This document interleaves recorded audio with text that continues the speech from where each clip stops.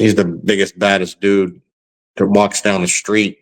You don't have to say it. You don't have to write a sign on his chest. You don't have to knock on your door and say, "Hey, my name's John. I'm the badass." Or like he just walks down the street and leaves a scent behind. And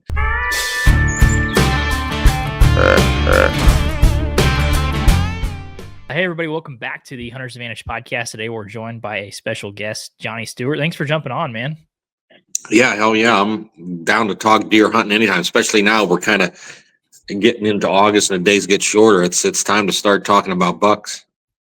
It's that July 4th, you know, people get all their vacation out of the way, and then it's like the buck's got enough horn to get you a little excited, so it starts to get you going. It's weird. My buddy just showed me a picture of a buck that he had on July 3rd, 4th. It looks like it was like done growing, and I just checked the camera yesterday. The deer was not done growing, and it was July 15th, and he was wide, but it looked like he had a lot of like another at least a month of growing left. Like his tines were short, and I had pictures of him last summer, and they had like 8-10 inch tines, and they're only like 4 to 5. So it was kind of weird. I mean, that was last August, so I don't know what he looked like June, July. So maybe that's just how he's growing later, and I don't know. So those ones that get big real quick and they look like they're done by mid-July always get me a little too excited, because I'm like, oh my gosh, he could still do 15 or 20 more. Yeah, but he's done. Yeah, you're right. He started early and he ends early. So you're right. Yeah, that pisses me off, because we've got one buck that we've been hunting for 3 years, and he's like 140 inch 11, and then he goes in velvet again. We're like, oh, maybe he's got longer tines this year. 140 inch 11. See him again this year, built out 140 inch 11. I'm like, nice. This is awesome. Yeah, I've been passing him for 3 years. Yeah, and the one that I'm talking about, 2 years ago, I got his horn, almost shot him, and he was 140, class 10, 40, mid 40s, and I think last year he maybe put up 5 inches. He's probably pushing 50. I don't think he's going to be much more than that this year. I just feel like that's his, you know, and in my neck of the woods there, they get stagnant around that, you know, 5 to 8 year old. They just kind of stay there, but then some get crazy. It just roll the dice with bucks, you know, but you know, they get to that 5 to 8, they don't put a lot of inches on. So who knows? No, I had a good buddy that their management plan for a long time was like, we're going to try to get him to 6. I'm like, did you ever see a bunch of significant jumps from 5 to 6? He's like, to be honest, not really. He's like, a lot of them would really disappoint you from 5 to 6. Well, I know the deer Bo shot there a few years back, it was 8.5, and he had his biggest rack at 8.5. It was crazy. He just kept. So it's really deceiving. I don't know. It's hard. You have no clue really, you know, what's going to happen. I know when I was younger, like you said, yeah, he's 140. Oh man, he's going to be 150. Now he's going to put 10 inches on it. Here he's 140, you know, and 140 again. So yeah, I've had them go the other way too. They're upper 40s, and then at 7.5, this one over my right shoulder, 7.5, he goes from like upper 40s down to like low 40s. I'm like, well, we're not rolling another dice, so we're gonna call it here. Yeah. So I saw you went on you were in Canada recently on a black bear hunt. What was you guys have a good time up there? Yeah, that was my first bear hunt. Yeah, it was pretty awesome. It was neat that we were on the opposite end of the calendar as like maybe your archery season. So it was neat to get your bow out and do some shooting and you know, hunt big game. I was into it more than I thought. I'm going to go hang out in a tree and this and that, but it was pretty neat. Yeah, we had a good time. Bill from Spartan Forge got a group of guys together, and he's been going up there for a few years, and that's when he invited everybody, and George St. Pierre came up, and he had him up there, and that was his first time hunting, and we cooked my bear ribs up, and GSP was like, wow, this is amazing. So he's got a lot of time. I talked to him now. He's retired, and he's going to start getting into like, I think he's like primitive type, you know, hunting stuff like that. That fascinates him, and I think he's going to get into that. So yeah, it was pretty neat. It was a good time. Did some fishing, drank some beer. Um, yeah, the bear meat is amazing. Actually, if they're eating good stuff and they were feeding them grain, and I've cooked the bear burgers here since I've been back. I think they're better than deer burgers. So it was a good What time. province were you in? That was Quebec. Quebec.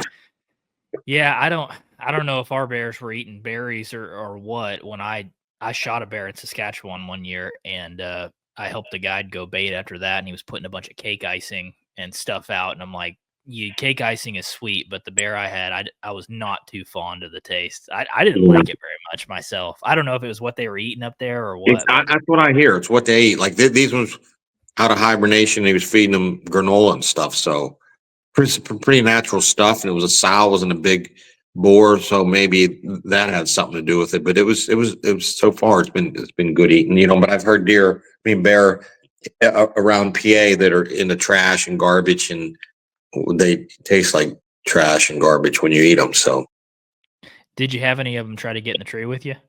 no, that was the first one I saw. We saw it at like an hour, not even a half hour after the guy baited and left, and then it went off. It was only there for like a minute. I wasn't sure if it was a shooter, and then it came back, and Pete, my camera guy, is like, "It's a big bear. It's a big bear." I'm like, "I think it was the same one that was here earlier." And they said ground shrinkage is a real thing, and it was. I assumed like a 200-pound bear, and when we got up to it, it was 120. And so I'm like, "Wow, I really misjudged that, thinking I judge game animals to some degree, and I was like way off, like 80 pounds, 100 pounds." So yeah. Yeah, the black bear's hard to judge. Like once you get them, I don't know if you notice when you got them all skinned out, but once you get the fur off them, there's not much to them. Like Yeah, yeah, they look like a dog after you yeah. get them skinned out. The fur is just so puffy, and that is it. Looked like it come like ambling in. Like I'm like that's what they're talking about. That's the one I need to shoot. But I wasn't looking for the biggest one. Um, but yeah, it was. I think we're gonna do it every year. I was happy with it. It feels weird to be putting your bow in the truck in May. It feels Yeah, weird. it does. But it was awesome though. Kind of getting in a tree stand. An end of May. Like, hey, this is pretty cool. This is good stuff. This is what we Yeah. do. Did you guys get any of the pike and muskies, or what were you fishing for, or walleye? I wanted to catch walleye. There was definitely areas for the pike, but I wanted to hopefully catch some walleye to take home, and we got a few, but the water was still really cold, so we didn't get into them too good. Yeah, I ate some of the pike off Dory Lake in Saskatchewan, and it might be the best fish that I've ever had in my life. Is that right? They said it was bony. It was hard to, like fillet and stuff. So I'm like, I don't want to deal with that. I But don't know wow, if it's just the lady that cooked it or what, but that water, the visibility is so clean, and the fish just tasted so fresh. Also, she fried it. You could fry a phone charger and eat it. It'd probably taste good because yeah, it's yeah, fried. yeah, So yeah, it was fried fish, but it tasted really good. Tasted like super clean. yeah. That's cool. Yeah. Yeah, it was a good time. I mean, it was neat listening to GSP. Had a lot of good stories, and he got into camp, and at first didn't belong. We were all hunters, but by the end of the or maybe the second or third day, he fit in pretty good. And he liked the camaraderie and the hunting camp and stuff like that. So it was a good time all around. I look Yeah. forward to another trip like that. Yeah. It turned him into a hunter. Did he end up shooting one with a bow, or can you shoot him with a rifle? Yeah, that was a gun up there. So he went with us, and he hit. Well, I don't know if he hit it. We found one speck of blood and used a 45-70 Smith Wesson. He was new to even shooting rifles, so we tracked it, and the dogs wouldn't even take the trail up. It wasn't a fatal hit. I don't know if he just hit like the belly, and I don't know what happened. Um, and he was just like any other guy. He didn't want to wound an animal. He was kind of upset to some degree, and but that's hunting, and we were there for 5 or 6 days. He only had 3 days to hunt, and he had left. but he had come back, not to that outfitter, another outfitter. And that's when he ended up harvesting one, And so, yeah, I think he's hooked, but we had him shooting a bow. But the one that we had was too heavy. It was a 60, 70 pound limit, and he just had a rotator cuff surgery 6 months before that. But even minus that, I mean, if you don't, if you don't ever shoot, you need to start with like a 50 pound. So he didn't get many reps in with the bow, but I told him, I said, man, you got to get an animal, a whitetail with a bow. That's the ultimate, rush. And so he said he's going down to Austin to Tyler's archery country, and he was going to get a bow set up and start practicing. So I hope we can get a hunting camp together and get him killing an animal with a bow and arrow, because I think he'd really enjoy that. Yeah. I live like 30 minutes from archery country down here in Central Texas. So that's okay. Yeah. Yeah. Super cool shop. But yeah, I had some buddies in high school that would put up 3 plates on bench and couldn't pull my 60-pound bow back. I'm like, Yep. dude, you look like a gorilla. I don't know how you can't pull this thing back. It's just like a weird muscle. It's a different muscle. Yeah. Yeah. Every person you give it, like a girl or big guy or whatever you say like that, you give it to them and they're just like, yeah. And you're like, we grab it like, yeah, no, and like even GSP, he was muscle on the back, and he's like, I said, pull with your back, and I put my hand behind his elbow, and I said, like, now pull. Oh, I said, it's all in your back scapula and rhomboids or whatever, your back muscle. He's okay, but it was just way too much weight for him initially to be shooting. So, yeah, that's funny stuff. Yeah, that's awesome. So I saw, did you guys finally get some Sunday hunting? Yeah, they passed it, and we don't know if so the license runs from June to following June. So like our spring turkey is on the previous year's license. It's not annually. So they passed it here recently, but they already, for like this June, already have like the game laws set and books, like in quotas and whatever, to some degrees already done. So I don't know.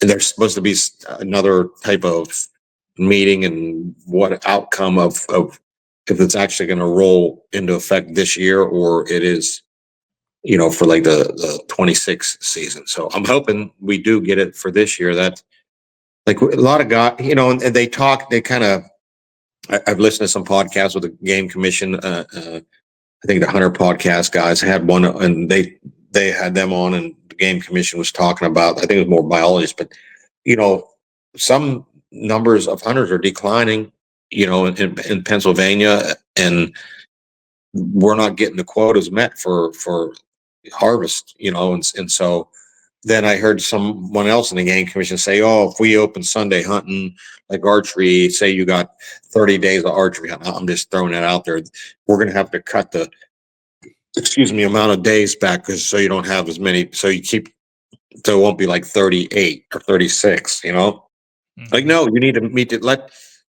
Give your tag, and let's try to fill our tag. Give us that Sunday. Give people, the chance to go hunt on the weekend that are working all week and need more than one day on the weekend to hunt, especially guys like going away to their camp or their hunting club or lease, and you have a Saturday, then you got to turn around and come on Sunday, or if it's a few hours from home, how do you do it? So I'm hoping it, and we need more hunters. I actually, I know people like kind of get mad at us, even Bo or me, and we talk about hunting and kind of not so much our pinpoint our spots, but yeah, this was the area we hunt, and guys get mad, and I'm like, hey man, we need hunters. We need people involved, that's just declining. We need the new generation to keep hunting, and I'm still going to get, I don't care how many hunters are in the woods, I'm still going to find my deer, but there's areas that I went to this rifle season. We had an inch of snow, and it was the third day where we had snow every day. And about a third day, you can see where everybody parked, everybody went in the woods. And so the one area that I went to was gated, and Pete and I went back there, and there was 2 guys in 3 days that parked at that gate and went back. And it was like a mile walk back to like another like intersection of another like right away in a square mile of forest roughly that no one's been into. And it's like, man, when I was, I'm 46 now. When I was 26, 25, 20 years ago, there was a highway of boot tracks going back, and you'd be back there hunting in a stand, and there'd be guys, So the deer, we have good deer numbers, good quality deer. I mean, they're doing a lot for the animals as far as the clear cuts and stuff. And we just need to keep the hunters involved and keep getting the quotas, because even this weekend I was out putting some cameras out. And I'm like, wow, look at all the trails. I mean, in a mountainous area, forested area where you don't have the ag to sustain a lot of animals, but they are doing a lot of cutting, and they do the forest, who are managers of forest, the national forest.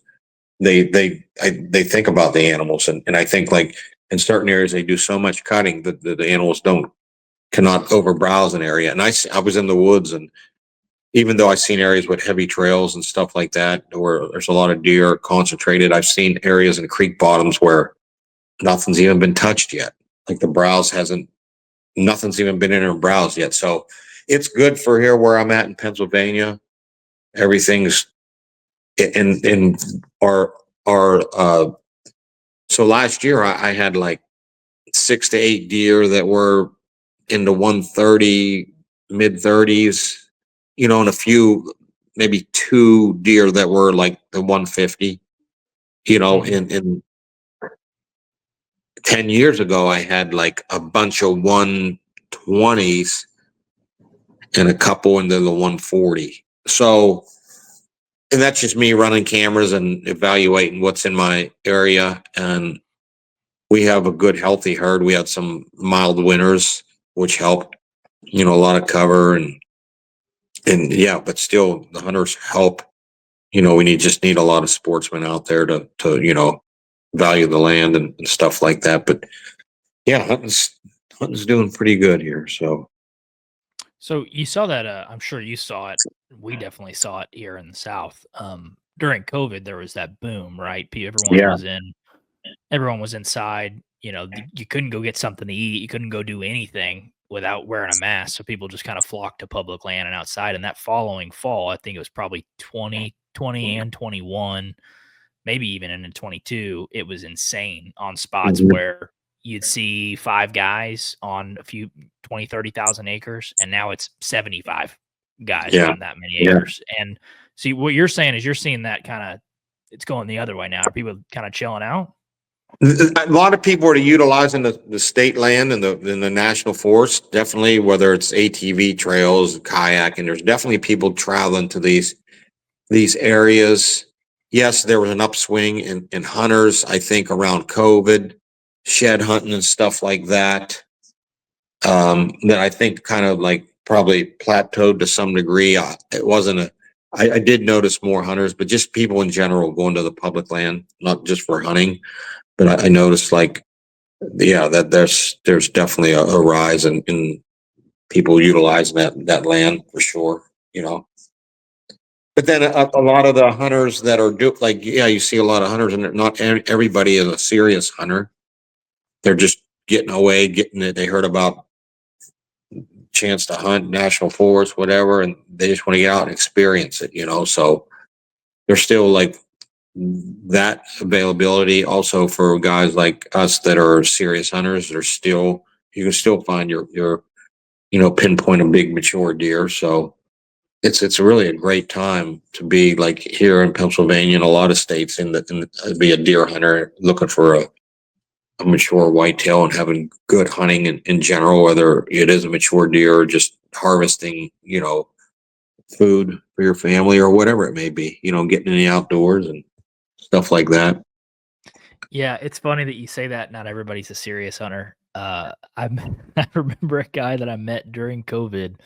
We were sitting down there, I think, right, drinking beer at the fire, and he comes down and showed us a couple bucks. He had shot off this piece of public, and we're like, dude, that's awesome. And he said, I don't really even come down here to hunt. We're like, what do you come down here to do? He said, at home, my wife doesn't let me sleep in, so I just walk out to the tree and I'll climb up in a tree and I'll sleep till about 4 o'clock in the evening. And I was like, really? He said, yeah, if I wake up and I shoot something, that's great.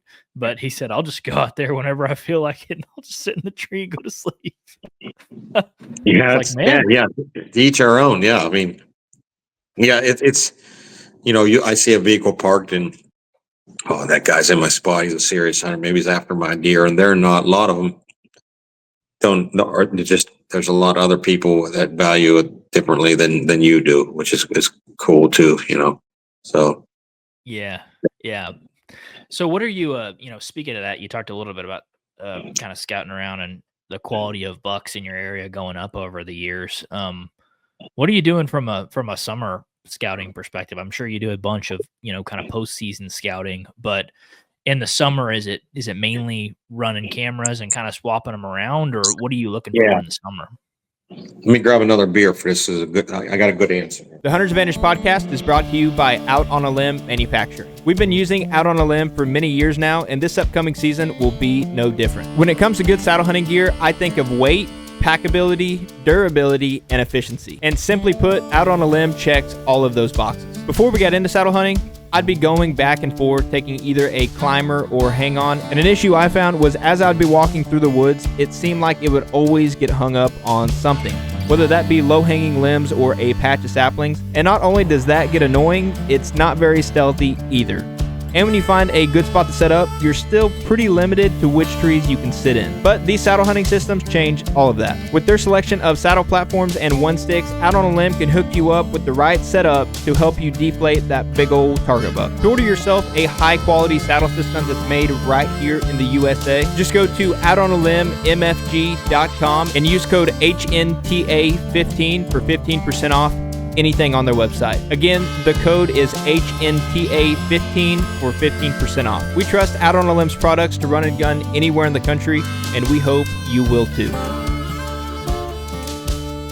Summertime is a great time to scout, but I have been busy with work just like most people. So I did a lot of scouting through February into March, even dropping my cameras in March in a few states that I knew I wasn't going to be able to get there in the summer.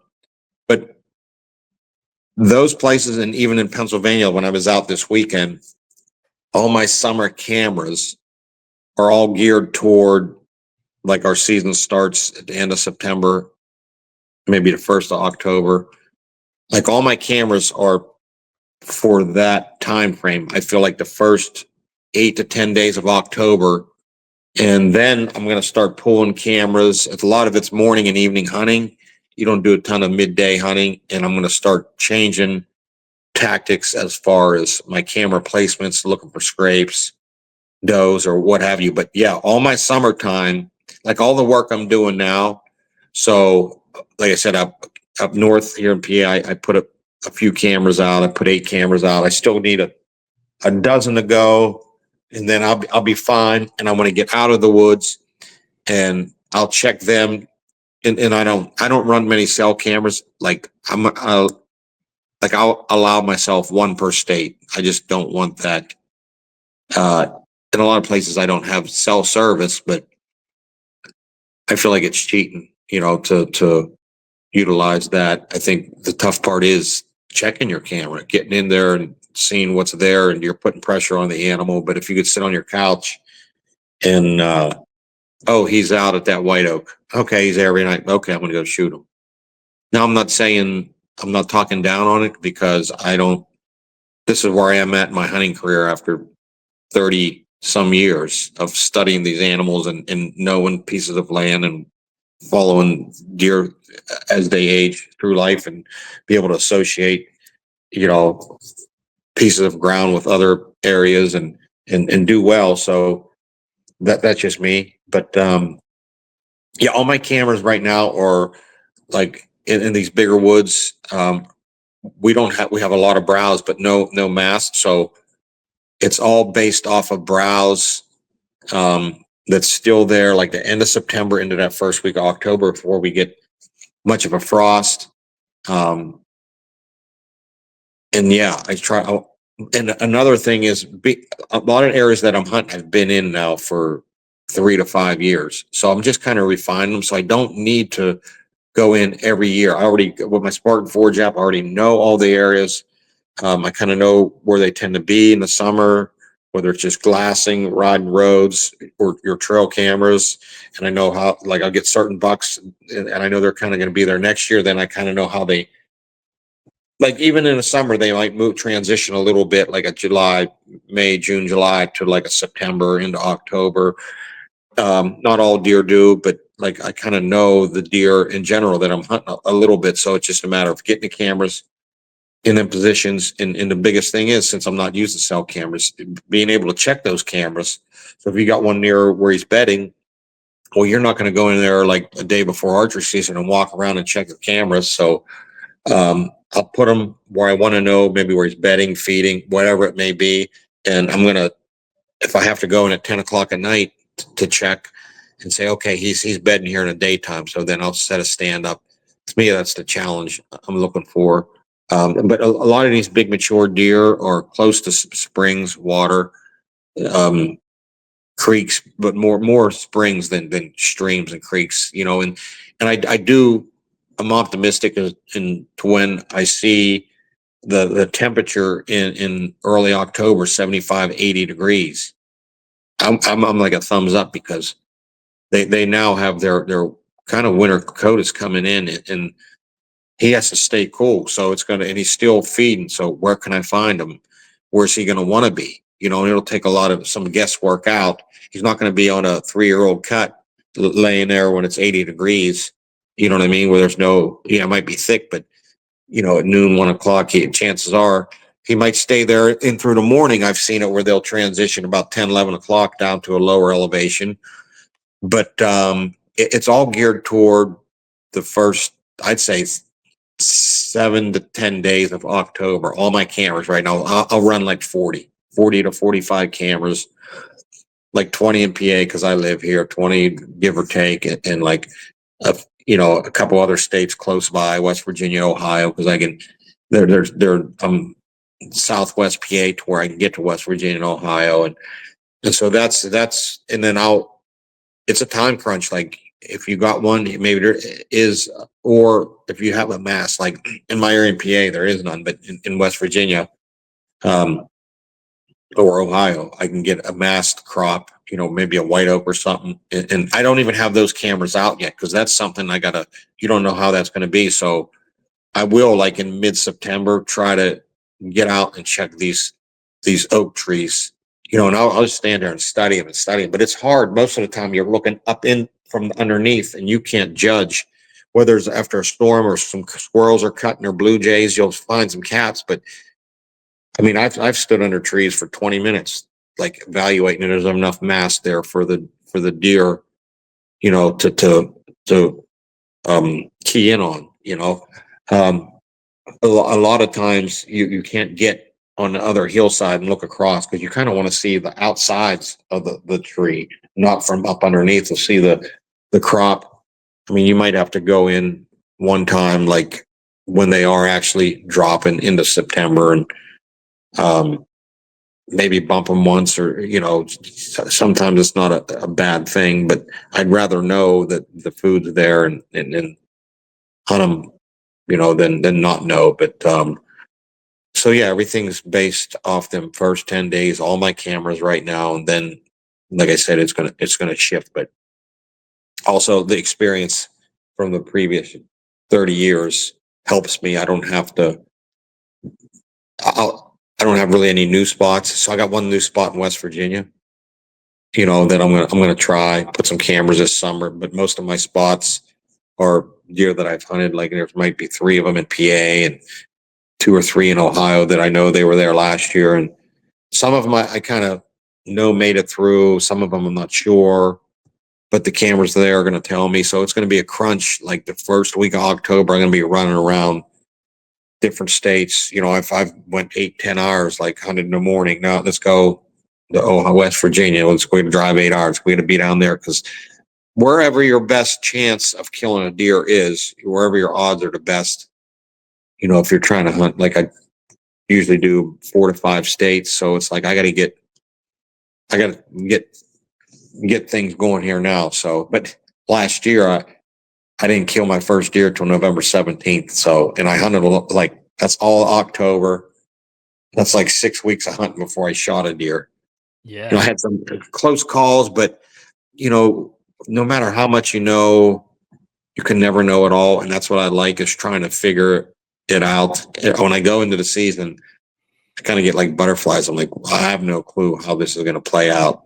It's there might be a mass crop that isn't there, or someone might be hunting here, or they might clear cut an area or put a well road in, or just the deer ain't here for some reason, or someone, just there's so many variables that come into play. It's like no matter how much preparation you can do, I don't think you're ever going to be ready for the season, Yeah. No, I definitely don't think so.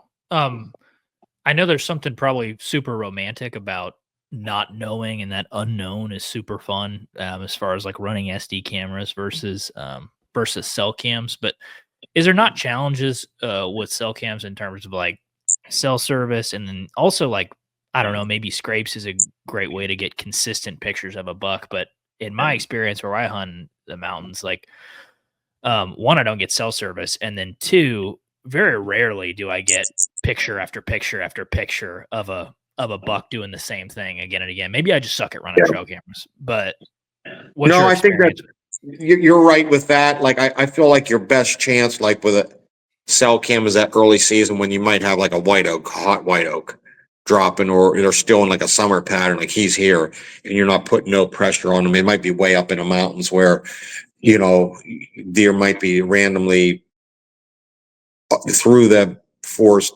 in random areas, just bedded, and you walk right up through there, snorting, blowing, and all that. And I feel like having a cell cam there, you could just be like, they could be surrounding that. But later into the season, I feel like it is tougher for the cell cam. Like scrapes, like you said, he come and hit the scrape. Well, then he might not be back for 4 days. He's like, he's already here and gone. So I think it can be difficult also, because a lot of guys will start relying on the cell cams before they go hunt the deer. So they want to see it, but then he's already, when you get past like the mast and the feeding, then you get into like scraping into breeding. I think they work good if you just know the area. We use your Spartan Forge app or study your maps, and you get a picture of him, he's there. Then you just kind of think like a mature deer, and where's he living and where's he wanting to be, and start hunting. And I think last year I did a lot of that. Like after the 10th, 12th of the season, I was pulling cameras and I was just hunting. I just want to hunt. Let's hunt. He lives here. We don't know his next move. He don't know his next move. Let's just hunt. But I was also dropping cameras at them spots, or looking forward to like a gun season, early December, end of November, or even as I progress through the season, I'll put cameras out for late season if I'm going to come back here, or I might never come back here. But I end up pulling a lot through the season. But yeah, definitely cell cameras. I feel like, yes, besides that, and then maybe late season too, to where it goes back to like feeding, and you have a cell cam running, and he's there.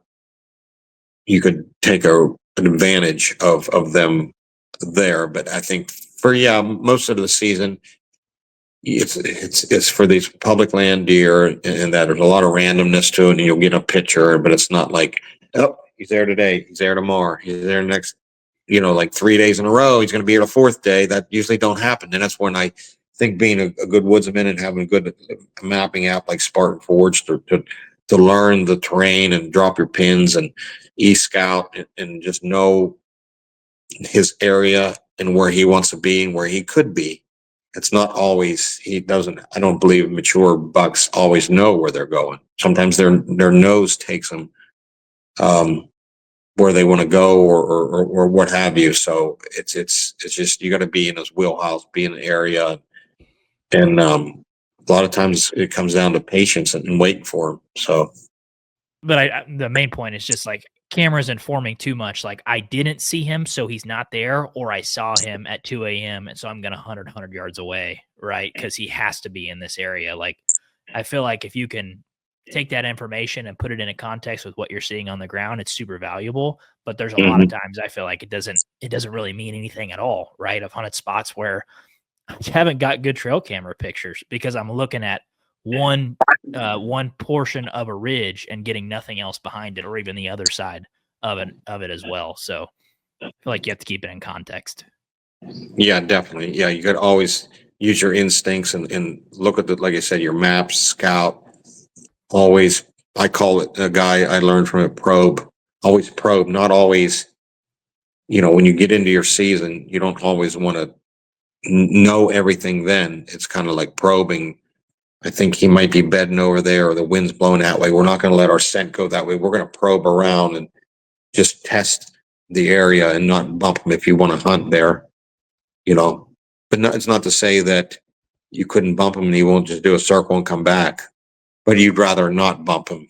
It's all, comes down to their individual, how they feel, how often they're pressured, and how much pressure is there to if there's a lot of cover, he might just run over into some cover and you walk off and him come back. Or it might be just like, man, I'm getting out of here. I just can't stand humans. I've seen both situations with mature deer. They just, a little bit of human pressure. And when you have a large tracts of land to where they can just move a few hundred yards and be away from guys, or 500 yards and whatever. I've seen them do that too. Just be like, I don't even want to be bothered by humans. I think the deer last year that I was hunting, he disappeared all through the season, and then he shows up January 15th on a camera, and that's where he wintered. We found his horns. Well, they went in and was marking trees to cut timber. I never had another picture of him. I had them guys walking through there, and it just, he never. That's where he wintered every year, and he just never come back that winter. And it was, so I never found his horn this past winter, but I'm pretty sure he's around. So yeah, even though that late in the year, he didn't want to be bothered by humans. He didn't stay in the area. He just vacated. Yeah. Do you ever like take cameras and then try to survey wider areas, like, hey, I'm interested in a piece 20 minutes this way and 20 minutes that way, and so you take your cameras and kind of divide and conquer, and then once you find a good area, you kind of focus them there? Or are you mainly hunting like historical areas, like I've seen good deer in here and I'm gonna focus my effort with my cameras in there? How do you run them? So right now, like, I'll run like 3 to 4 in an area that I think he's feeding, maybe morning, evening, a cut, like if there's a cut, or if he's kind of bedding near a spring or some browse for him during the daytime. I'll put 3 to 4 cameras so I can get like a cluster of them, to where if you take 2 weeks to 2 months, if he's in there and living there to a certain degree, you're going to learn a little bit off him. 3 to 4 cameras, because if you just get 1 or 2, you might not even catch him to know that he's there. And a lot of these mature deer in my areas are that they don't, like, you get into the 6, 7, 8 year old. If he's a mature, the oldest buck and still dominant, he's not always doing a lot of scraping, rubbing, like the one deer in general, or 2 of them I'm thinking about right now that they're alive. It's not like they get these monster rubs. I think they know, like, my analogy is like, you live in a town and 6,000 people or whatever, and it's just like, other than that, it's just vast, maybe farmland, or no one, and where everybody is throughout the year. You don't have to wait till hunting season to go to where your local girlfriends are and be like, hey, I'm John. Hey, like you don't have to put it out there. They see you all year. They know where you're at. They and you know where they're at, and you just live accordingly. You know what I mean? So I think it's tough in those situations to where you know you need to get these cameras and clusters to where you're going to eventually pick them up. Just living as just satellite like existing and not putting a lot of sign down. So I definitely think having 3 to 4. I'm talking like in like a 4 acre area to 10, 4 to 6 acre where you think he's going to meander through at some point. Um, Usually a path of least resistance to where at some point if he's living here, I think we're going to catch him moving through, whether it's browse or getting a drink of water or a trail. I know a lot of these mature deer don't really utilize trails, but I think it may be like a creek crossing or a road crossing. I think they could funnel to a trail like that. Not always, but I mean, they just kind of nomadically move through the landscape and get what they need. But if you got your 4 cameras out in an area, he's kind of feeling comfortable in it. A lot of these mature deer are going to, they're feeling their core areas do shrink up to maybe a few, I call them safe areas. It's not just like a bed, it's rare that you find that beat down dirt bed, but you find a safe area that might be 10 acres, 20 acres to where he just, daylight comes in. And I'm talking, and I talked lately in these last couple of podcasts about deer bedding and where they're at. You take, even with your summertime cameras that I'm putting out now, it's still, you might get intel of that animal through the summer, but it's still, I want to know after the velvet's off, when he starts rubbing September into like mid-September into like that's where you need to know, because you take a bachelor group of bucks that are just moving through the landscape. They might move in a huge oval type circle throughout 4 to 5 days and just browse and not really throw a lot of caution to the wind as far as where they're bedding, because they're in a group, they're all watching, and there's not too many predators, and like you figure a lot of the coyotes are probably fawns or whatever and stuff like that. So I feel like once they start, the days get shorter and they're starting to shed their velvet and starting to get to be individuals and not associate with the other deer, then they're going to start setting themselves up with certain beds that are work for them. You start getting hunters coming to woods in these safe areas, not only for humans. I think but humans are the biggest factor, I think, as far as predators, than maybe coyotes or bear or whatever. But they start tuning into that and start setting themselves up in safe areas that are not going to be bothered by these humans, or know where these humans are coming and going from. They can satellite and watch and listen and smell. So and that's when I want to know is like the middle of September, when their velvet's off and they start moving. That's the intel that's the most valuable. So my cameras that I'm putting out now, I'm just putting them out way ahead of time to catch that intel into September, and just be really cautious when you check your camera, so you're not putting a lot of scent in. Now, in the one area that this buck lived last year, I knew a couple safe areas they hung out in, but I still had a lot of how do I want to call it, like missing pieces of the puzzle for him. And I wasn't ready to hunt him because I didn't have all the pieces. And so I just went and parked along the road and went up in these woods. It looked like a half-assed 15-year-old cut, some browse and springs. And I threw a couple cameras out, just 2, and I had it, and he was there, and he no rubs, like a half-assed scrape. And I just jumping out of my car and going up there, and it was probably end of August. I was still wondering about this animal, so I was still putting cameras and trying to locate him and learn more about him. And I just parked on the road and went up in the woods, and here I think he was listening to me.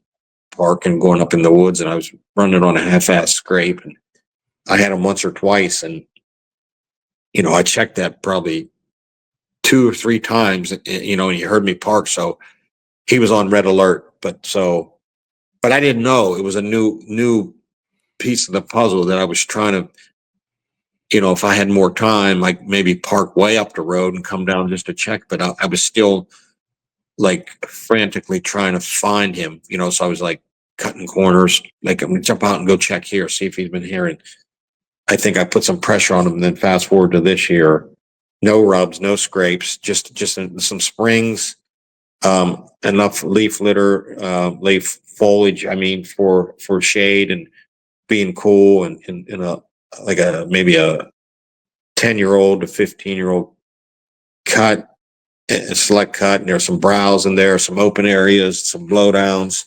I'm always looking for blowdowns or rocks. And so I went out there this weekend and I put some cameras on. There's no sign of them right now. Like I put it where I found a bed through a creek crossing in an edge of a open area that they're browsing. And I don't care if he's there. He's not there now, but I feel like guys start getting in the woods in September, and he's starting to tune into hunters and get isolated and live his life. And he's going to probably move into this area. So then I need to check that with some cautious, I'm not going to park there. I might check in the middle of the night, but, yeah, that's the biggest thing, is where they're going to start setting up their life for, the rut is what you need to know. Summertime is more intel. Oh, he's alive. Like I just got an intel picture of another 10. It was an old logging road. I wouldn't even hunt, just a kind of a south slope, not a lot of browse, but I figured at some point this summer he might utilize this logging road to get to these well roads, a lot of well roads, and some browse, because they're cutting around them, like not where he would be in October when the leaves are down, like it's roads upon roads, intersections. But I said, man, I just need to. I bet I've seen deer feeding around there here in the summer, so I'm going to put it on just this old logging road going along the hillside. And I caught a picture and was, okay, he's still alive, and there was a deer that was there last year. Now I'm going to start looking for where he could be laying, come September, because I found this deer also. I had him in September, and I actually almost shot him 2 years ago, right there at the beginning of October.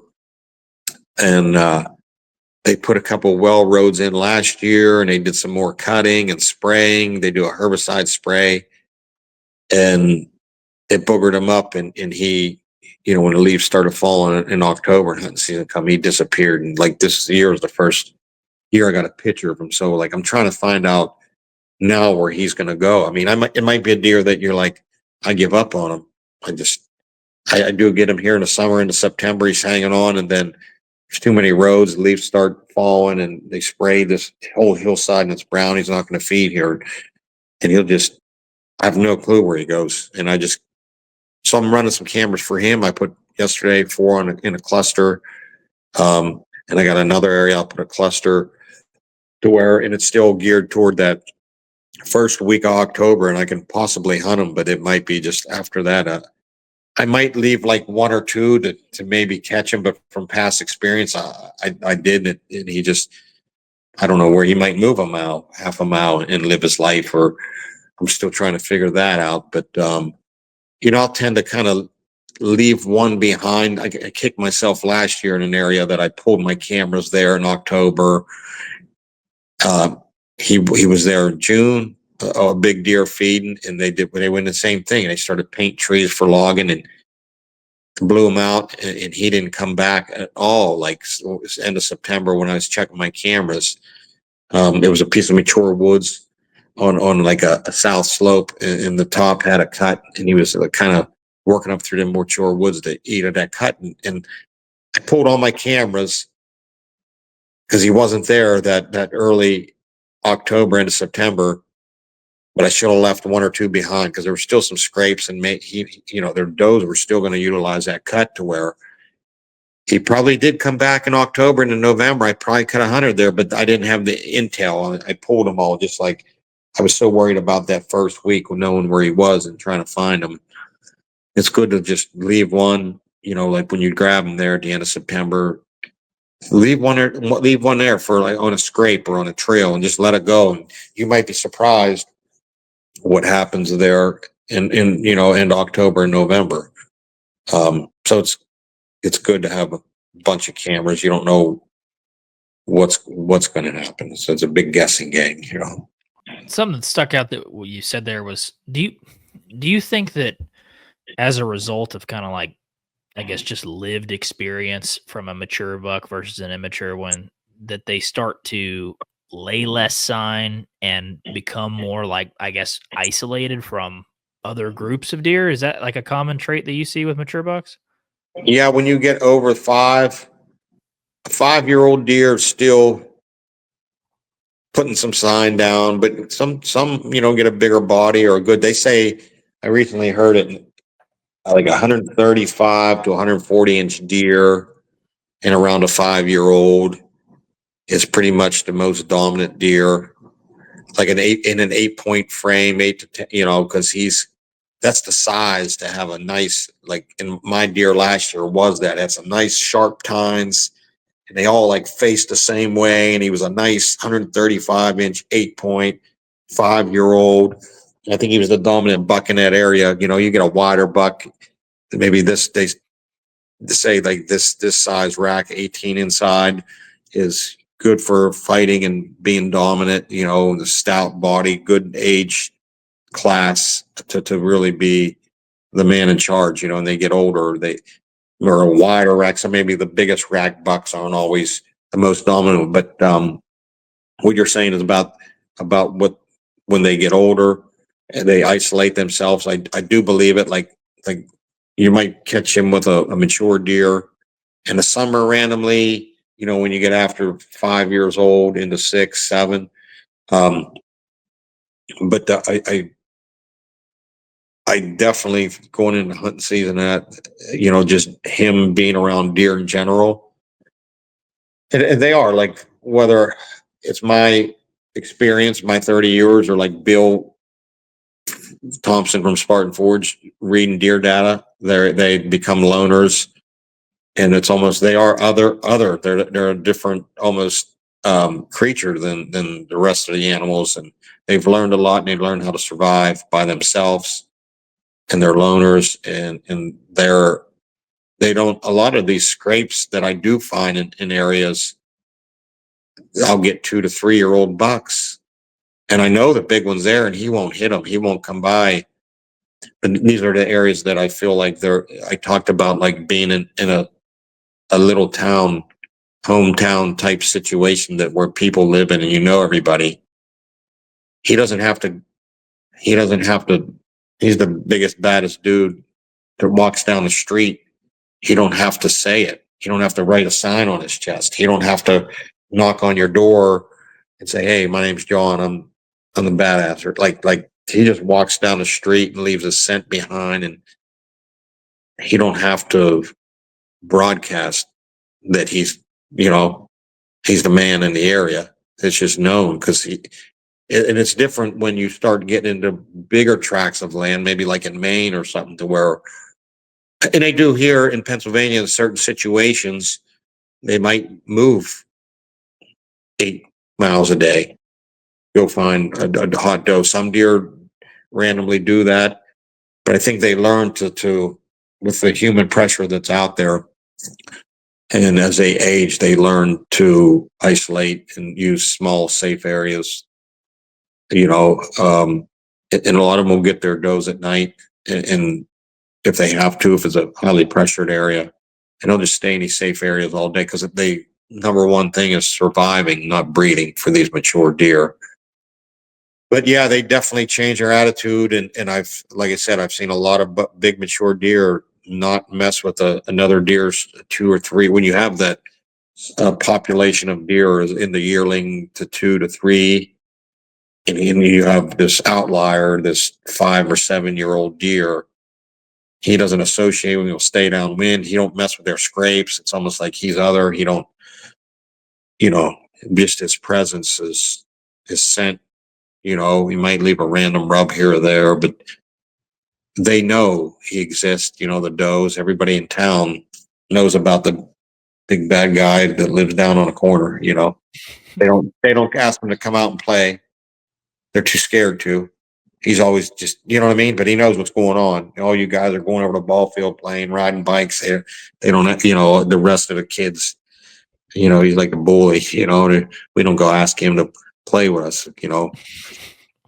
He's like the "Hey you guys" guy from the Goonies. He's just Yeah. like that freak in a cave over there. Mhm. It's like that guy.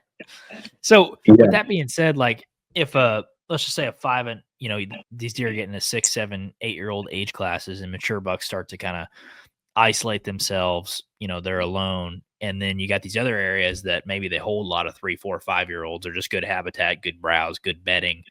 Do you tend to hunt down a specific deer and try to chase and stay on that one, or do you try to find areas that have suitable habitat for multiple mature deer? Maybe they aren't 6, 7 years old, but they can hold a lot more of them, and there's a lot more sign and volume hunt, something like that.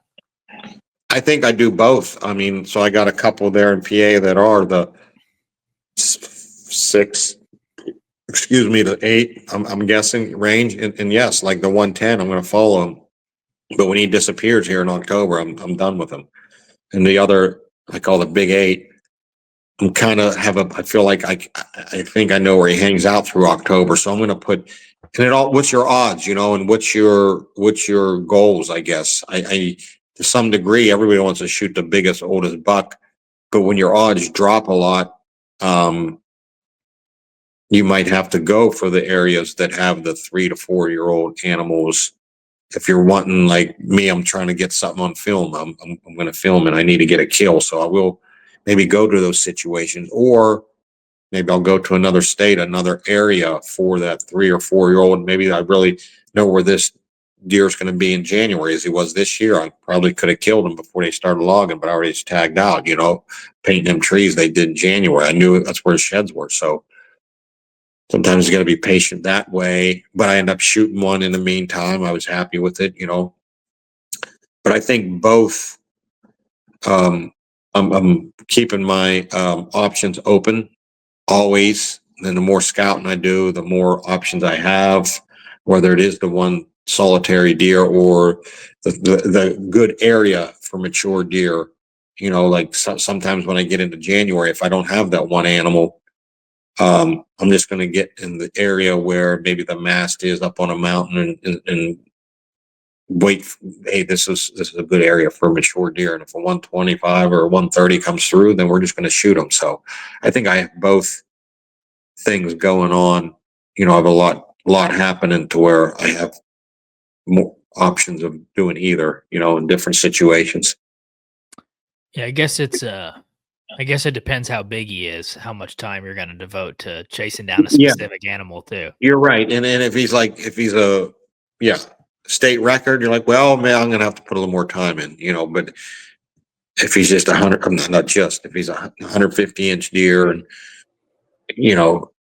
I've shot a few, it's not my, whatever your goal is, like I just need to get a kill on film. I'll shoot a lesser deer just to get some footage, or man, I really want this deer, or how hard is, like I said, how hard is he to kill? Like, then you'll really burn yourself out if he's a deer you want to kill. But I've talked to guys that don't know nothing about him or hunting a deer, and I'm like, just give up. I'm not give up, but just like, you got to put him on a back burner, because you don't even have to, not saying you have a chance. You're going to start hope hunting. I always talk about, I don't want to hope, sit in a tree and hope a deer comes by.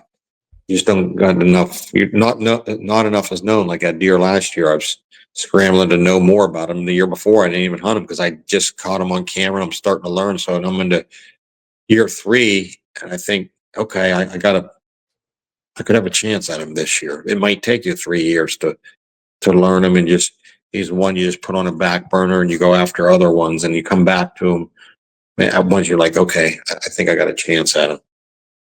The Hunter's Advantage podcast is brought to you by Numa Outdoors. Growing up, I remember waddling around the woods looking like the Michelin Man and still freezing my butt off. But thanks to Numa Outdoors, those days are over. It's not just about staying warm. When I go out hunting, I need to know that I have gear for every single thing the woods might throw at me, whether it's heat or rain or cold. Numa Outdoors offers quality gear for every pursuit.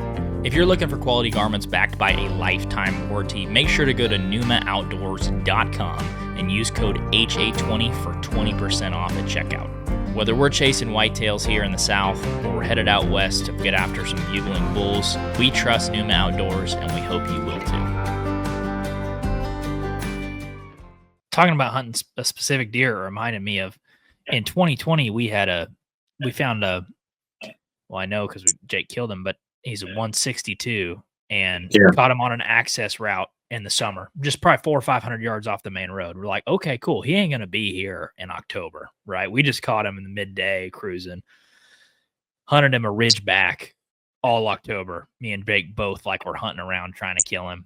I got sick of hunting him because Oklahoma's a $2 state. So I shot like a low 120s and I'm like, Jake, you can keep hunting this deer. There's not enough pictures here for me to hunt him. You can. Yeah. He claims it was because he was lazy and didn't want to move, but he kept volume hunting that area. And he went back a whole nother ridge system. So now he's a mile plus off the road. He ends up killing him in November. I got sick of hunting down that individual buck because I'm like, well, I mean, there's 150 somewhere else, and I'm not having good hunts, so I'm going somewhere else. He shoots that 162 because he was stubborn hunting him down. I go to a completely another area and shoot a 131-inch 8-point the next day. I'm like, you shot the bigger one, but we were both right. You know? Like, you're right. And so it's, I don't know. Those, I guess both can be true. Yeah. Just be when you're out there, like, and I always sit in a tree and tell what are the reasons you're there, because it's easy to get down, like pessimistic, I think, by human nature to where it's like, man, I put too much scent here, I spooked out deer. I don't know what it was. And you can talk yourself out of a hunt, really, but if you look at the good things, now, he come through here once a week, I think I don't think I boogered him up. And so be optimistic and weigh your options, and it could go either way.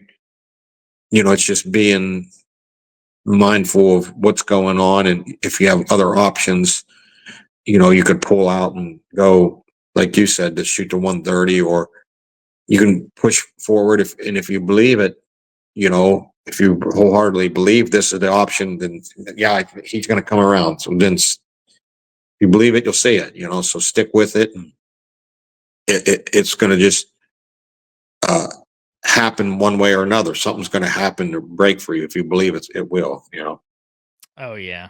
Yeah.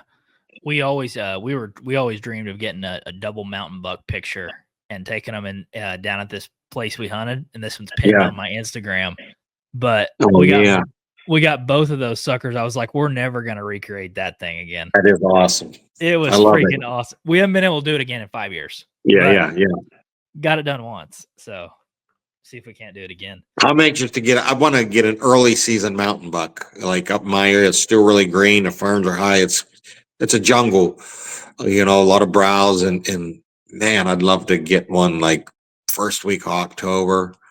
Then you end your season, but that's my goal. And I also want to get one. So we have flintlock season here in PA, which comes in after Christmas, and it's straight primitive flintlock, no optics, no scope, open sights, just like Davy Crockett 1800s type weapon you have to use. And I've shot does, in the past. And nowadays guys are more accurate with a bow than your flintlock, but I really want to get a mature mountain buck with a flintlock. So even though I want to get that early season one, I'd love to be in January with a tag, and all the shed hunting stuff I do. I feel like I could probably do it, but I just need to have a tag in my pocket and have the right conditions too. You get into that crunchy, like frozen ground. You can't walk around. It's cold. It'd be nice to have some soft powder and track and stuff like that. So that's always like, and then if you get rain, a lot of moisture, you can't shoot a flintlock. So, and that happens a lot. So you're really like at the mercy of the weather and stuff like that. So you get one tag in PA regardless for a buck. Yeah, one buck tag, and then it's different zones as far as does. Like some zones have multiple tags you're allowed, or unlimited, and some are just one. So yeah. So to get one with the flintlock, you either got to have a really bad year or you got to be willing to risk it for the biscuit. Yes. Yeah. Yeah, that's tough. That's I tough. You got to know. be willing to go without if you want to go get one with the flintlock. It's been years since I flintlock hunted, but I'd love to get up there, and I think that'd be a great film. That's what I want to do, is get that on film, a good mountain buck with a flintlock. That'd be so pumped, that'd be awesome. So we'll see. I mean, hopefully, yeah, I have a bad year. Hopefully I have a bad year. But then you'll Yeah. get all stressed. You'll be in January, you're at the end of December, January, you're all stressed out. It'll be raining. You're like, hey man, I should have did this. I wish I would have shot that buck in October. Oh yeah, exactly. So Another thing that's interesting to me that I wanted to pick your brain about, kind of around mountain bucks. A lot of the time, like we were talking about with the trail camera data, a buck might do something once every 4 days or come around a certain pinch maybe once a week in his broader area. Do you like believe in like volume hunting? And if a buck does something one time every 4 days in an area where you're not seeing a bunch of deer, are you willing to sit and volume hunt, for one opportunity for 5 days, or do you like jumping around and seeing, deer activity and just kind of, surveying it that way? well, I guess it depends. I mean, if you have like the right wind or right access as far as volume hunting, and it's just a matter of time, yeah, I would stick with it, as long as it ain't 10, 12 days. If you're looking at like a 4 or 5 day, like I think this can happen, I can get in here quietly, I'm not spooking any deer, they're not smelling me. Okay, let's just stick with that and not disturb the woods. But there's also times that, you need to move. This maybe, I'm taking, for example, mid-November, where maybe most of the does are bred, and maybe they're not. Maybe it's an area they're not traveling. Maybe there aren't a lot of does to where maybe you have to move and find some activity, something happening. You know what I mean? Um, I'm just giving for example, but I think I do both. But now that I'm older, I think now that I know more, I'm being more patient because I know the woods, I know where I need to be. I got a good access. Like these are all things I'm looking for when I'm trying to find my hunting spot. Um, there are other spots that you can access once or twice and you're going to blow it out, you know. So we're not talking about those areas because it's like it's done for. It was hard to get in here, and I was in tight to where they're bedding, and he smelled me. So you're not going to probably wait there for 4 days, from the comeback. But it was more of a pinch or something, or yeah, and that's what you're always looking for is a good access, a good wind direction, um, and it's just time, and then you're not bothering the woods. And now that I'm old, I was really impatient when I was younger because I didn't know how to find that location. I was just hunting and I didn't have the experience, and I'm just sitting in a tree because there's a rub there. So I got really antsy in through my 20s, even to where I'm getting down and walking, moving, but I'm sure spooking deer, but not knowing a lot. And I always talk about no, like KNOW, what's going on. And I did know. So it was hard for me to sit in an area.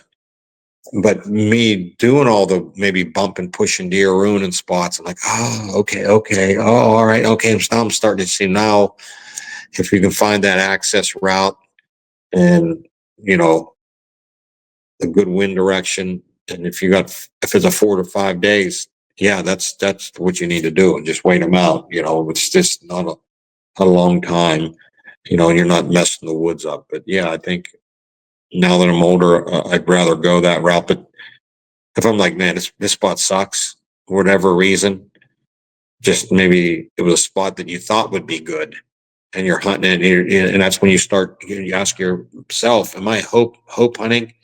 Man, I hope. And when you start daydreaming of the deer coming through, like and hoping, like, man, oh God, hope, please Lord send me that. When I start like hoping, like no, like I need it. Like there's times I get in a tree where I know this is a spot, and I'm like, I can't even breathe. I hyperventilate.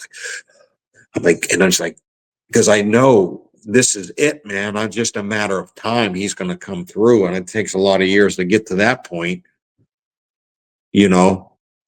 But yeah, if you start hoping, man, like just hoping for a deer, not like being in a random spot and not having answering all the questions why you're there and having good answers for them, then that's when I'm going to get down and move and hike and find. And a lot of guys will ask me, what's your advice for someone that's like getting into hunting and don't know a lot, getting into October, don't have a lot of time to scout? Go out during the season, in season, and jump deer, find fresh rubs, fresh scrapes, look at the downwind side, watch where you park. Hot sign is the best sign. There's nobody hunting there. They're there for a reason. So that comes into play too. If you start hope hunting, get down, and it could happen. I mean, your hunt could happen, and my 2 hunts last year were 20 seconds. Like it was like a dead line, and it was like this, and then a spike in my hunt that it happens that fast. And you can, if you're in the right spot, it can happen that fast. I mean, you could hunt 4 different states in 4 different days and have a kill. I mean, one year I remember that I shot 3 mature bucks and I had 40 hours in a tree. And I tagged, and I said, man, I'm good. Next year, I think I had hundreds of hours in a tree, and it didn't happen. But it was like, man, I want that to happen. I want that to reenact that. What happened? How did that come about? And a lot of it was being out there, finding the fresh sign, and just moving it and finding where that hot spot was. During a rut, maybe hot doe, and like, boom, you can have and I always said scout more and hunt less, to where it could come down to that, and it can happen, boom. As long as you watch where you park, watch your access, you could park and scout that area. Like I said, I did there last summer, and the deer already knew I was there. The rut might be a little different, but sometimes when you get in there, you don't know. You're just parking, just unpark here and run in the woods, like, oh my God, this is hot. But sometimes if you make noise and talk and they hear you come and go, sometimes it's not a huge issue. You're still gonna be in the area. I think some guys that don't have a lot of experience and happen to kill deer or do it that way because they're just, man, look at this sign and talking and, oh yeah, we got a hunt here, and like you get into like a seasoned hunter and you're like, I'm sneaking in hunting it, but that mature deer might be laying there listening, hear these guys hoop and holler and not act like predators. That's the biggest thing. And get in their car and leave, and maybe they have the sense enough to, maybe someone drops them off and they sneak in there and they kill that deer. So just be mindful where that deer could possibly be. Look at the downwind is the biggest factor in your predominant wind areas, and especially if it's happening a lot, he's going to live based off that. If it's a random wind, not so much, but the historical wind data, really helps with that. It's funny you talk about not acting like a predator, because it seems like the days that when we summer scout, just walking down, access roads and stuff, just talking like how you and I are right now. It's like, that's when I always walk up on a freaking bachelor group of bucks. But that I never, when I'm sneaking through the woods, just happen to walk up on one and jump on like that. It's just, you're right.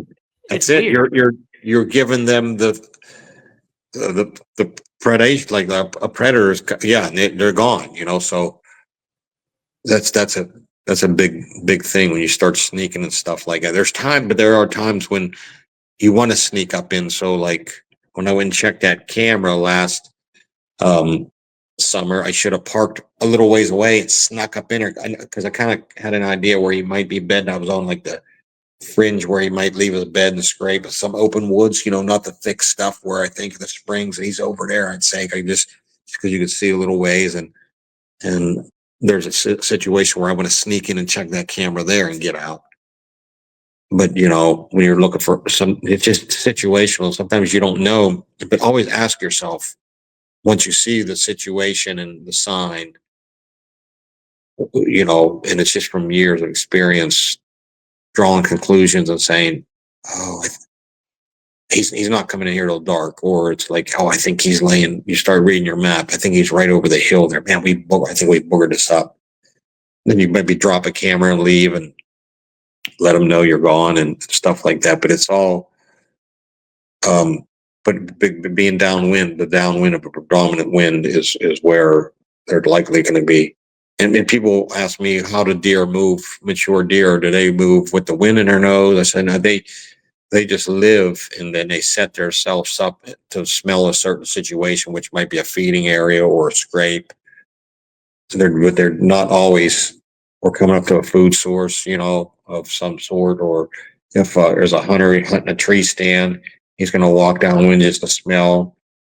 They utilize it, but they don't live they don't follow it to the T. They like use cover and terrain and stuff like that also to help survive.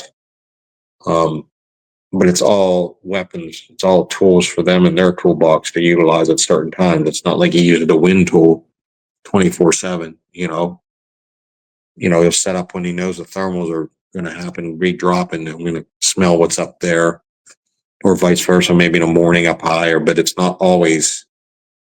It's all dependent, on what they're wanting to smell or see or whatever.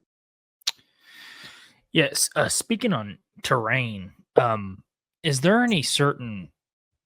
It's hard to generalize, but there are maybe a few either terrain features or low elevation, mid versus high, upper third. Is there anything that you see consistently on, how maybe mature bucks are using certain features or elevations to bed? Yeah, I mean, a lot of guys talk about like the military crest, like the secondary little thing, which puts them a little lower on a hill. I like if you have like a lot of my areas are west, southwest dominant winds. If you go like an east facing finger ridge, that like kind of look like it's faces east and it's just a lot of vast land below, and the wind is always out of the west, southwest, and he's smelling everything back that way, especially if it's a piece of land that's hunted and the access is from the west. Like he's going to lay on it, utilize that all the time. So that's something in my areas with a predominant west, southwest wind, I look for a lot. Just like a finger that goes out to the east and all the wind comes this way, especially for the access from public parking and this, like I've seen that quite a few times, and I try to find that situation to where I won't park there, and it's usually a challenge to get set up on him, But I always like points, because it's just a deer on a point. It could be that east facing finger ridge point. He has options to bail off, and then also like the crow's foot or whatever they call the three fingers. I just feel like there's a lot happening up and down to where he could be in there and bail off and get away, run around the point up the next drain or up over, and a lot of just fingers, kind of like a crow's foot type deal, but I mean, they utilize mature deer even utilize the whole forest to some degree, the whole landscape, thermal hubs, get laid, and it depends on where he thinks danger is coming from, where he's going to lay.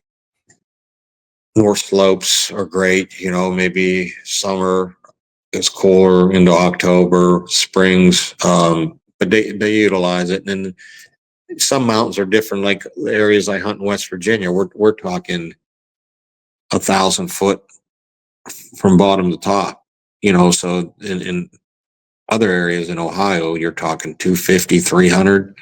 Yeah. So a point in West Virginia and a point in Ohio is totally different. It can be so broad and so round and so, oh, they like points, but it couldn't almost not even be a point. It's so gradual and huge. Then it's just a big forest setting. And I've had a lot of guys, I do e-scouting, and they send me areas that they want me to e-scout, and it's just massive, stagnant, I call it, pieces of woods, huge hillsides, 500-600 feet elevation. And where should I hunt? I'm like, I'm not that good. I mean, there's not enough variety. There's not enough. If it's a massive oak forest, I say he could be anywhere, and I just pick out drains, start there, springs. I mean, but you want to start with a variety of habitat, for the deer in general to have more success and find that buck where he's satelliting maybe the majority of the deer. But if you have you can hunt it if that's your only option. But I try to, I want to have success. I don't want to put the less time I put in a tree and have a kill, the better. So I want to find where the terrain isn't that high, they're not that stagnant, have some variety, maybe different age structures, in the forest as far as the trees, or maybe like pockets of mast or something like that, or maybe the only spring or so help yourself out, even if it's driving another hour or two, maybe them big open woods are maybe better for rifle hunting as far as bow hunting. But I've seen, and what's neat about me e-scouting is I do 10 to 20 a year, spring and the summer. And it's great that people give me all this input of the areas they're already hunting. So it's like, I'm doing all my scouting, and these 20 people are scouting, and they're giving me their feedback. When I talk to them, we go over to Spartan Forge map and look, and he tells, okay, do you see him here? And it's just like, my brain is gaining more knowledge on animals, not that I walked and learned about, but what Joe did. And he's giving me his feedback. And then I'm able to draw, different conclusions from different people, what happened here and there. And I ask questions. Where do you see him? How do you see him? Why do you see him? Well, maybe this. And then we can come to a conclusion, maybe to help themselves out, but you want to have a variety of stuff happening to have more deer or a better chance of patterning. If you have a huge mountainside that's laurel and all oaks and there's big bucks I got on my camera, I'm like, but to try to find to bow hunt them and get them within 30 yards, it can be difficult, Yeah, I think you can have too much of a good thing too. There was this one creek that we hunted that was pretty steep on both sides. One side almost completely monoculture pine, other side just oak flat for 900 yards. And we hunted it progressively deeper and deeper and deeper all the way through it. And then we found out at the very end, it was real steep the whole way. At the very end, it just started to flatten out. And then there was grass on both sides, just a big bedding area. And I jumped in there one day, saw like 10 deer after hunting several days all the way through it. Yeah, I'm like, yeah. oh, we were just hunting 200 yards more, 200 yards more. And we were just working our way through this monoculture. And we're like, why don't we just come down here and scout this one morning? And we would have saved ourselves 4 days of hunting this thing all the way in, Yeah. In those situations, I look on the Spartan Forge app. We got a lot more UAV now in the country, in the whitetail states. So if anybody wants to check that out, which is actual aerial photos, they're not satellite images. I mean, I look for, like, when I look for that monoculture, I just like blowdowns, maybe a landslide, a spring, any little thing that they can gravitate to that's different in that, or a pocket, or a little point, a little bench, a little spring, anything. I said, just find something different in all that stagnant ground, so yeah, you could save yourself time by picking out, or a little saddle or something, or there is a little crow's foot, anything that really, if a buck is living in that stagnant area, he's going to find something to help him survive, whether it's food, cover, water, something of those three to survive. I want to end with this question. I think it's helpful, especially for people that maybe haven't hunted for a long period of time, like you said, have limited time to get into the woods, but are totally interested in scouting and hunting hard. One of the things is like not only finding the right area, but getting rid of the big chunks of the wrong area, right? And Yeah. if you're hunting hundreds of thousands of acres, like you maybe are in northern PA or national forests around the country, how do you take hundreds of thousands of acres and then chunk them into small manageable chunks? Like, how do you kind of tune in the dial and focus in? Like, what things from a beginner level would you tell someone to look for, or how So, to like, eliminate things? yeah, like for example, just I want to find a variety of stuff happening, whether it is terrain or cover, or for example, I think last year or the year before, we were looking for a certain deer in West Virginia that we had, like, he could be living in like 40,000 acres. So we zoom out on Spartan Forge, and I said, when I zoom out on 40,000 acres of forest, it's just all the same. But I found, like, oh, this is it was a north-south ridge. I said, this is the deepest drain that goes down the east side of this mountain, and it runs down into the lowland. And that's what's going to carry. That's just a starting point that would carry most of the scent. If there's another higher elevation drain, say the one comes down and the other one's like peters out here. To me, if I'm a buck, I want to be in that lower one. So even on a macro level at that 40,000 acres, I was able to start there, and break that down and give me a spot to look. There wasn't variety. There was, as far as habitat, like there were some burns. They do prescribe burns there. So we factored that in. So now on this macro level, I got a deep drain that I wanted to look.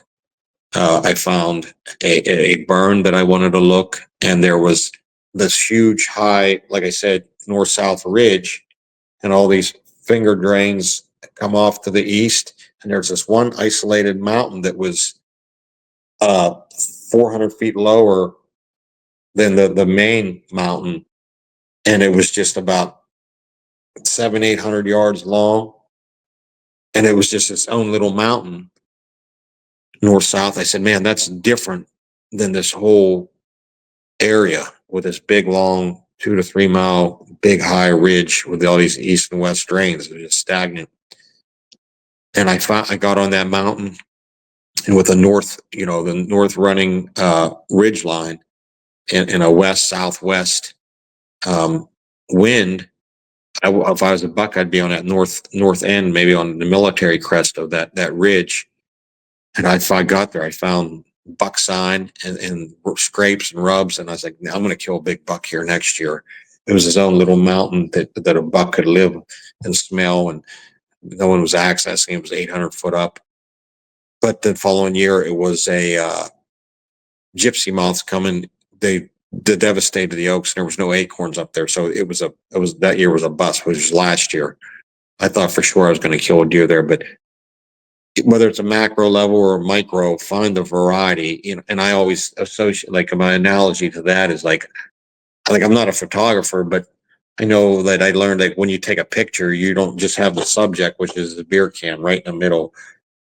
Like, you want to have a lot happening in that picture for your eyes to look at, to gravitate to, whether it's, a guy standing over here or a dog. Like, you want 3 or 4 things going on, like a lot happening for your, and then I noticed that my brain is intrigued by what's all going on in that photo.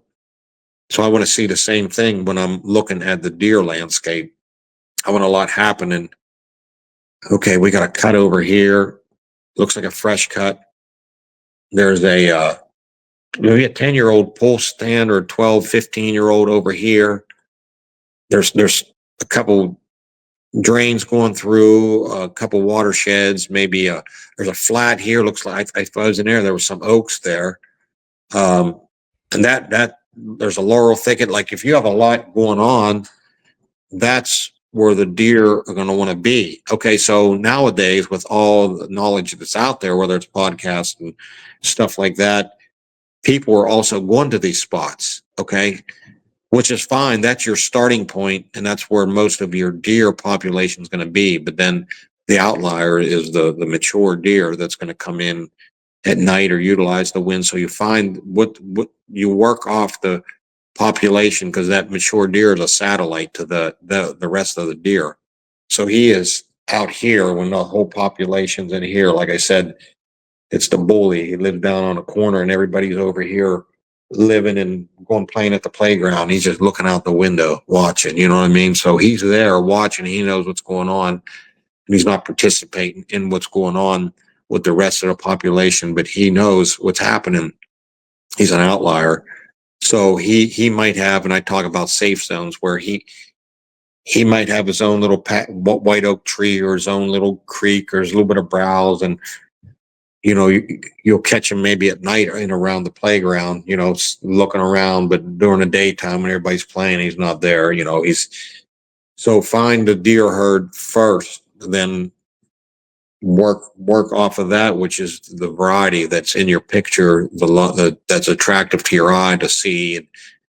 Deer need variety, edge, cover, browse, terrain, all that stuff equals variety, whether it's the terrain, the cover, stuff like that. So that's where to start, and then drop cameras and learn about the hunters too, where they're accessing and stuff like that. And most of the guys are going to do the same, access the same, park the same, and the mature deer is going to know that. The mature animal that already knows all that. It's already so. If he's getting into 6-year-old, maybe even 4 to 6, most of the areas that you don't get them old 6, 8, but even the 4-year-old deer can be intelligent enough to know that already, so, and they'll even satellite them parking spots, even just that's all they want to know. If that's the only danger entering their territory, they'll set up near that to watch for them or listen or smell. And could be as easy as that, how guys nowadays are finding them near these parking spots and stuff. Yeah. Well, man, I appreciate you doing this. I feel like I learned something every time I talk to you, and Good. It's fun to talk to people that hunt similar terrain, and it's always interesting to me that you can be 2,000 miles away, yet there's so much transferable stuff on topography and how deer use it and the pneumaticness. And so it's just cool, man. I really enjoy talking to you. And I appreciate you coming on. Where can people connect with you? So I'm pretty active on Instagram, the Johnny Stewart, and my YouTube channel. I started it last year. I have a 6-8 hunts on there, and that's the Johnny Stewart on YouTube. And I'm going to keep filming this year. So go check out my videos. If anybody doesn't know, I'm part of Spartan Forge, the mapping app, and like I said, we just came out with a 3 times more UAV imagery. All the other mapping apps are satellite images, which you get in so far and they're grainy, and the UAV images are actual, whether they're drones or flown with airplanes, they're actual pictures, photos, and they're updated every few months to see how people, to see time lapse in your photos. And it's my biggest help as far as mapping. And like I said, Bill, the owner, is a big deer hunter, public land deer hunter, knowledgeable, knows deer data, and what we need. It's great to be a part of Spartan Forge, because we got guys on board that know what we need as hunters to kill mature deer, and we're working toward that. We're still a young company, I think maybe 5 years, 6, 7, I don't know. Time goes so fast, but we're growing, and it's great. So heck yeah, man. Well, go check out the stuff, and like I said, I really appreciate it. I always enjoy talking to you.